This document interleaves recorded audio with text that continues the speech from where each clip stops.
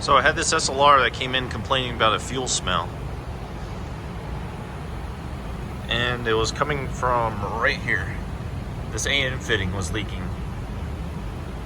Like most SLR stuff nowadays, none of this is available. You can't replace the fuel tank and you can't replace this line.